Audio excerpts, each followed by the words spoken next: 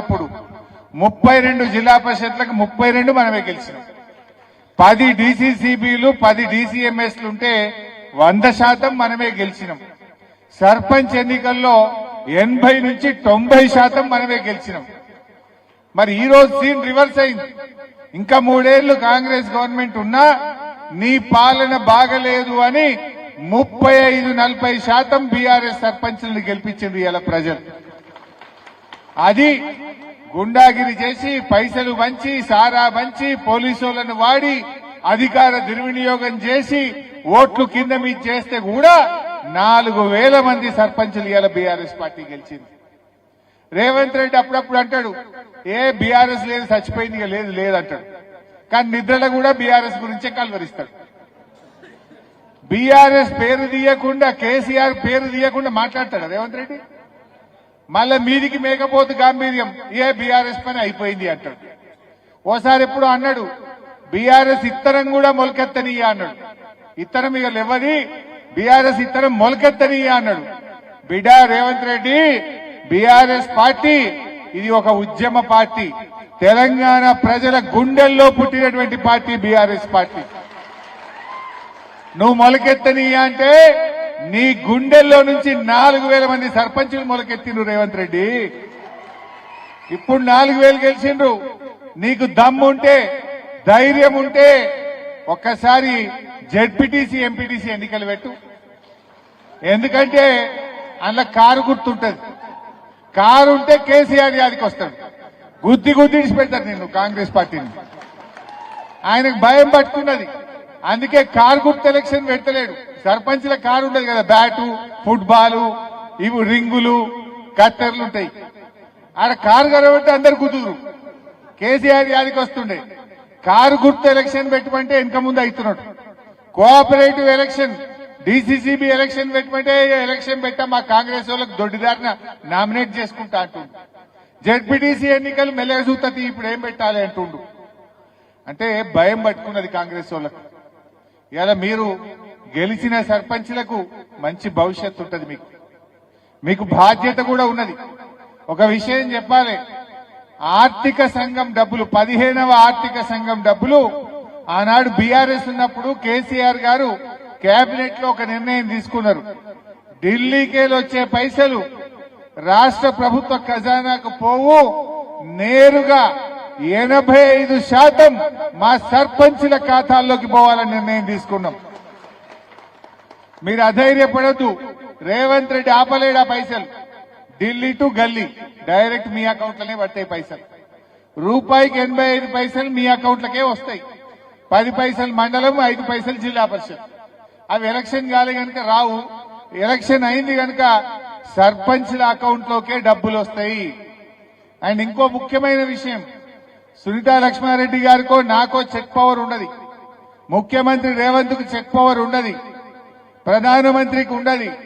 Check power ఉండేది భారత రాష్ట్రపతికే ఉంటది, మా సర్పంచ్లకే ఉంటది. అందువల్ల మీరెవ్వరికి భయపడాల్సిన అవసరం లేదు. ఆనాడు కేసీఆర్ ఉండగా ప్రతి ఊరికి పంచాయత్ సెక్రటరీని పెట్టిండు. మీరు మీ సెక్రటరీ కలిసి మంచిగా పనిచేయచ్చు. అందువల్ల డబ్బులు రావా వస్తాయా అని వెనక ముందు కాకుండా మీరు చాలా మాటలు ఇచ్చి ఉంటారు నాకు తెలుసు. ఒక దోసాలైతే మళ్ళా కేసీఆర్ ముఖ్యమంత్రి అవుతాడు, బీఆర్ఎస్ గవర్నమెంట్ వస్తుంది. ఇప్పుడు వచ్చే పైసలు డైరెక్ట్ మీ అకౌంట్ లో పడతాయి.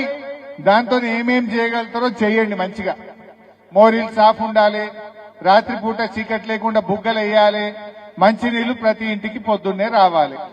రోజు మన ట్రాక్టర్ కొనిచ్చిండు కేసీఆర్, మంచిగా చెత్త ఎత్తి శుభ్రంగా గ్రామాన్ని పెట్టాలి.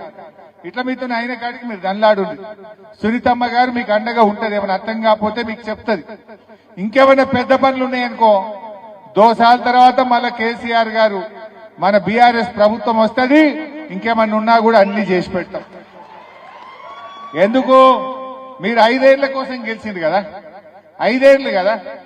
ఇప్పుడు ఈ కాంగ్రెస్ ఇక దోసాల కంటే ఎక్కువేం ఉండదు. దోసాల తర్వాత ఎప్పుడు ఎలక్షన్ వచ్చినా మళ్ళా గులాబీ జెండా ఎగురుతుంది, కేసీఆర్ గారు ముఖ్యమంత్రి అవుతాడు.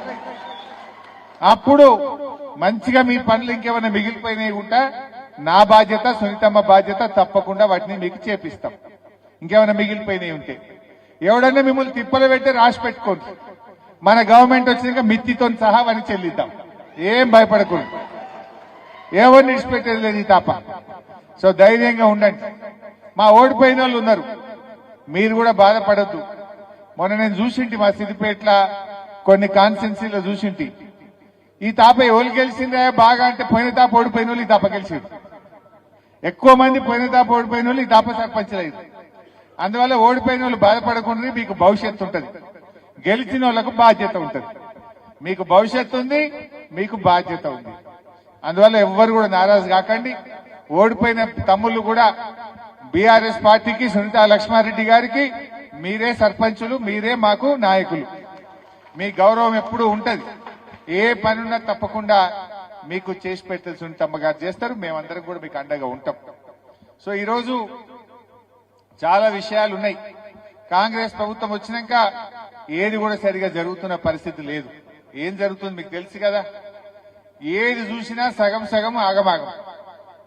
ఇప్పుడు మొన్నటిదాకా రైతు బంధు 15,000 ఇస్తా అన్నాడు, ఇచ్చిండా? 2 పంటలు రైతు బంధు ఇచ్చిండు, 2 పంటలు ఎగ్గొట్టిండు. సగం ఇచ్చిండు, సగం ఎగ్గొట్టిండు. మధ్యలో ఒక వానకాలం ఎగ్గొట్టిండు. మొన్న యాసంగిలో 2 ఎకరాలకు ఇచ్చి మిగతా వాళ్ళందరికీ ఎగ్గొట్టిండు. అంటే రైతు బంధు సగం సగం. బోనస్ పోయిన వానకాలం ఇచ్చిండు, పోయిన యాసంగి ఎగ్గొట్టిండా లేదా? ఇప్పుడు దాని గురించి మాట్లాడతలేడుగా. ఇప్పుడు మళ్ళా వానకాలం ఇచ్చిండు, మళ్ళా యాసంగి ఎగ్గొడతాడు. అంటే బోనస్ బోగస్, సగం సగం. బోనస్ చూస్తే సగం సగం, రైతు బంధు చూస్తే సగం సగం, బతుకమ్మ చీరలు చూస్తే 2 చీరలు రావాలి, వచ్చింది ఒక్కటి. ఆ ఒక్కటి ఎవరికి వచ్చింది? ఆ ఒక్కటి కూడా సంఘాల్లో ఉన్న వాళ్ళకే వచ్చింది. అంటే అత్తకు లేదు, బిడ్డకు లేదు, తల్లికి మాత్రం ఇచ్చిండు. ఇప్పుడు అత్త ఏమనుకోవాలి? నా కోడలు కట్టుకుంది కానీ నాకు ఇయ్యలే అనుకోదా? బిడ్డ ఏమనుకోవాలి? మా అమ్మకి వచ్చింది కానీ నాకు రాలేదు అనుకోదా? కేసీఆర్ ఉండగా అత్తకి ఇచ్చిండు, బిడ్డకి తల్లికి ఇచ్చిండు, అందరికి ఇచ్చిండు. కానీ రేవంత్ రెడ్డి 2 బతుకమ్మలకు ఇచ్చింది ఒకటే. ఆ ఇచ్చిన ఒకటి కూడా సగం మందికి ఇచ్చిండు, సగం మందికి ఎగ్గొట్టిండు. అవునా కాదా?